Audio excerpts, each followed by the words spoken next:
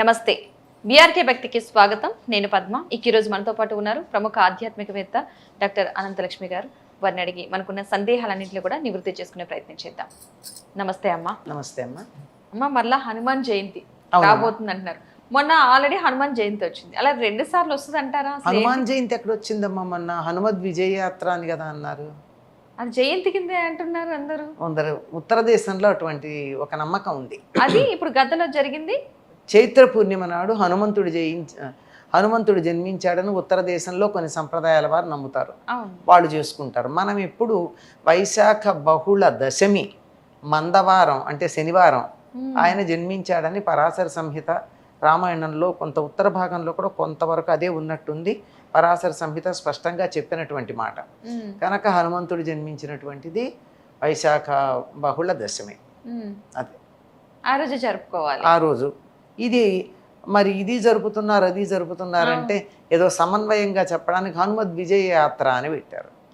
అంటే హనుమంతుడు విజయం చేస్తుంది. ఆయన రాముడు పట్టాభిషేకం చేసుకున్నాడు కదా చైత్రమాసంలో వచ్చాడు. పంచమి నాడు వచ్చేసాడు, లేకపోతే భరతుడు శరీరం వదిలేస్తాడని భయం. వచ్చాడు. ఆ తర్వాత మళ్ళీ ఏర్పాట్లు చేసుకున్నారు, వీళ్ళని కూర్చోబెట్టారు, క్షౌరకర్మలు చేయించారంటే మరి అడవిలో వీళ్ళకేం ఉండవు కదా. మనకెంత అపోహలంటే అరణ్యవాసంలో ఉన్న రాముడికి గడ్డాలు ఉండవు, మరి జుట్టు మాత్రమే కట్టేసి ఉంటాయి. చిన్నపిల్లడు ఏం కాదు కదా. ఇవన్నీ చేయించినట్టు రామాయణంలో ఉంది. బొమ్మల్లో మనం వెయ్యంగానే అవన్నీ చేయించి చక్కగా తయారు చేసి ఆ తర్వాత పట్టాభిషేకం చేశారు. పట్టాభిషేకం అయిన తర్వాత రాముడు అందరినీ ఆదరించాడు. చివరికి ఆదరించింది ఎవరినంటే హనుమంతుడిని. ఎందుకంటే అతనికి ఏమిచ్చి ఆదరించాలో ఆయనకు అర్థం కాల. ఏమిచ్చినా హనుమంతుడికి ఇచ్చి తక్కువే. తాను బ్రతికుండడానికి, సీతాదేవి బ్రతికుండడానికి మూల కారణమైనటువంటి వాడు హనుమంతుడు కదా. కనుక హనుమంతుడికి ఏమిస్తే కృతజ్ఞత తీరుతుంది? నేను నీకు కృతజ్ఞత తీర్చుకోను అన్నాడు రాముడు. ఎందుకంటే ఎంత ఇచ్చినా నీకు నేను ప్రత్యుపకారం చేస్తే సరిపోదు. రెండోది, నేను ప్రత్యుపకారం చేసేటటువంటి పరిస్థితి నీకు రాకూడదు. ఉపకారం ఎప్పుడు చేస్తారు? వాళ్ళకి ఆపదలో ఉన్నప్పుడు. హనుమంతుడికి ఉపకారం చేసే పరిస్థితి రాకూడదు అంటే అతడికి ఎటువంటి ఆపద రాకూడదు. ఇలా చెప్పి ఇవ్వగలిగింది ఒకటే అని చెప్పి వీళ్ళు కౌగిలించుకున్నాడు. ఇది చేసుకుంటారని అనుకుంటున్నాను నేను. మరి దాని పేరే హనుమద్ విజయోత్సవము అని. హనుమంతుడు విజయాన్ని పొందినటువంటిది అని హనుమంతుడి విజయానికి సంబంధించింది అన్నారు. ఇక్కడ ఇంకో సంగతి కూడా తెలుసుకోవాలి మనం. హనుమంతుడికి సంబంధించి అంజనాదేవి కుమారుడు హనుమంతుడు ఈ కథ అంతా ఇట్లా పెట్టి మరి రామాయణంలో ఉన్నది కాక హనుమంతుడికి సంబంధించినటువంటి అనేకమైన రూపాలు, మంత్ర రూపాలు ఉన్నాయి హనుమతు ఉపాసనకి. హరిమర్కట మర్కట మొదలైనవి చాలా ఉన్నాయి. ఇటువంటి ఒక మంత్రానికి అధిదేవత అయినటువంటి హనుమంతుడికి సంబంధించి చైత్ర పూర్ణిమకి ప్రాధాన్యం ఉంది. ఆ మంత్రానికి సంబంధించి దానికి సంబంధించింది ఏదన్నా చేస్తారేమో. కొన్ని ప్రాంతాల వాళ్ళకు ఉంది, ఉత్తర దేశంలో విశ్వాసం ఉంది చైత్ర పూర్ణిమ నాడే ఆయన జన్మించాడు అని.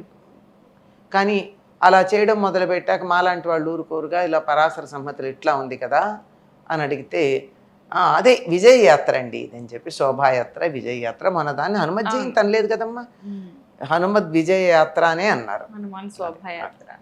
అసలు అయింది వైశాఖ బహుళ దశమి మందవారం అంటే శనివారం ఆయన జన్మించాడు. ఆ రోజున జయంతి కింద ఆ రోజు ప్రత్యేకించి ఏమైనా చేయాల్సినవి ఉంటాయమ్మా? ఎవరైనా హనుమంతుడిని పూజించటమే. హనుమంతుడిని పూజించిన దానికన్నా ఆయనకి ఇష్టమైంది ఏమిటి? రాముడిని పూజిస్తే ఆయన సంతోషపడతారు. కనుక సీతారామ లక్ష్మణులు ఉన్న హనుమంతుడు ఉన్నటువంటి చిత్రపటానికి పూజించండి. హనుమంతుడికి గారెలు ఇష్టం అంటారు, గారెలు చేసి వడమాల వేయండి. ఆయనకి తమలపాకులు ఇష్టం, తమలపాకులతో పూజ చేయండి. ఆయన ఎప్పుడో సీతాదేవిని వల్ల ఒక మాట తెలుసుకుని ఒళ్ళంతా చందనం సింధూరం పూసుకున్నాడు. అమ్మ నువ్వు బొట్టు ఇక్కడ ఎందుకు పెట్టుకున్నావు అంటే, నేను ఇక్కడ పెట్టుకుంటే రాముడికి క్షేమం అందిట ఆవిడ, అందుకని ఆయన ఒళ్ళంతా పూసుకున్నాడు రాముడు క్షేమంగా ఉండాలని. అందుకని సింధూరం ఆయనకు అర్పించండి, ఇవన్నీ చెయ్యండి. ఎందుకు ఆ, మనమేమో వడమాల వేస్తాం అవును. గారెలతో, ఉత్తర దేశంలో జిలేబీలు వేస్తారు. ఏమిటి అంటే రెండిట్లో ఉన్నది మినప్పప్పే. వాళ్ళు తీపి తింటారు, మనం తీపి ఎక్కువ తినం. ఎందుకు మినప్పప్పు అంటే అది శనికి సంబంధించినటువంటి ఆ, ధాన్యం కనుక దాని మీద ఆధిపత్యం ఉండాలి గనక ఆయన దాన్ని అణిచాడు గనక దాంతో ఇస్తారు. ఇలా చాలా ఉంటాయి విశేషాలు. అసలు తెలియదమ్మా ఈ విషయాలు, చాలా మందికి తెలియకపోవచ్చు. ఎందుకంటే వడమాల వేస్తాం అనే విషయం తెలుసు మనకి, ఈ జిలేబీలతో వేస్తారన్నది మాత్రం జిలేబీలు నార్త్ ఇండియన్స్, అది అసలు తెలియలేదు. బుద్ధిర్బలం యశో ధైర్యం నిర్భయత్వం అరోగిత అజాడ్యం వాక్పటుత్వంచ హనుమాత్ స్మరణాత్ భవేత్. హనుమంతుని తలుచుకుంటే చాలు ఈ 6 లక్షణాలు వస్తాయి. నిజంగా బుద్ధిమంతుడు హనుమంతుడు.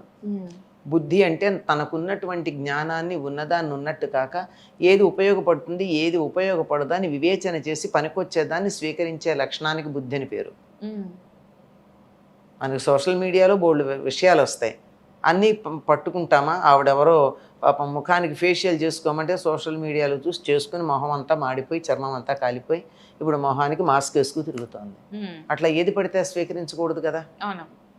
అంచేత వివేచన ఉండి ఇది పనికొస్తుంది ఇది పనికిరాదు అని తేల్చగలిగినటువంటి లక్షణానికి బుద్ధి అని పేరు. హనుమంతుడు బుద్ధిమంతుడు. బుద్ధిర్ బలం. ఇప్పటికీ వ్యాయామశాలలన్నీ కూడా హనుమంతుడి ఫోటోనే ఉంటాయి. యశః కీర్తి. ధైర్యం. ధైర్యం అంటే ప్రతికూల పరిస్థితుల్లో కూడా మనస్సుకున్నటువంటి అస్థిరత్వాన్ని పోగొట్టుకోకపోవడం. మనం కాస్త ఏదన్నా వచ్చేస్తే కంగారు అంట, అట్లా అనకుండా మనస్సు స్థిరంగా ఉండడం, అది ధైర్యం. యశో ధైర్యం. నిర్భయత్వం. ఎక్కడా భయపడాల్సిన పని లేదు. భయం ఎప్పుడమ్మా తప్పు చేస్తే ఉంటుంది, తప్పు చేయని వాడికి భయం ఉండదు కదా. నిర్భయత్వం. ఆరోగ్యత. ఎటువంటి అనారోగ్యం ఉండదు. ఎందుకంటే ఆయన సంజీవుని పట్టుకొచ్చాడు, ఆయన్ని తలుచుకుంటేనే రోగాలన్నీ పోతాయి. వాక్పటుత్వం. మాట్లాడడంలో నేర్పరితనం. అస్సలు హనుమ మాట్లాడినట్టు ఎవరు మాట్లాడలేరు. మొట్టమొదటిసారి హనుమన్ చూసినటువంటి రాముడు ఇచ్చిన సర్టిఫికేట్ చాలమ్మా మాట ఎట్లా ఉండడానని. 4 వేదాలు చదువుకున్నాడు అని లక్షణాలు చెప్తాడు. వ్యాకరణంలో పండితుడై ఉంటాడు, శాస్త్రాలన్నింటిలో నిష్ణాతుడై ఉంటాడు, లేకపోతే ఇంత బాగా మాట్లాడాడు. మాట్లాడుతున్నప్పుడు ఇన్ని మాటలు మాట్లాడాడు, ఒక అపస్వరం కానీ ఒక అపశబ్దం కానీ ఒక వ్యాకరణ దోషం కానీ రాలేదు. నెమ్మదిగా మాట్లాడలేదు, అలాని వేగంగా మాట్లాడలేదు, గొంతు పీలగా లేదు, గొంతు హెచ్చు స్థాయిలో లేదు, సన్నగా లేదు, లో గొంతుక కాదు. ఇవన్నీ ఉండడంతో పాటుగా మాట్లాడేటప్పుడు ముఖ కవళికల్లో వికారం రాల. అంటే కనుబొమలు ఎగరేయడం, ముక్కులు చిట్లించటం, నొసలు చిట్లించటం, ఇట్లాంటి వికారాలు ఏమీ లేవు. ఎంత చక్కగా మాట్లాడాడో.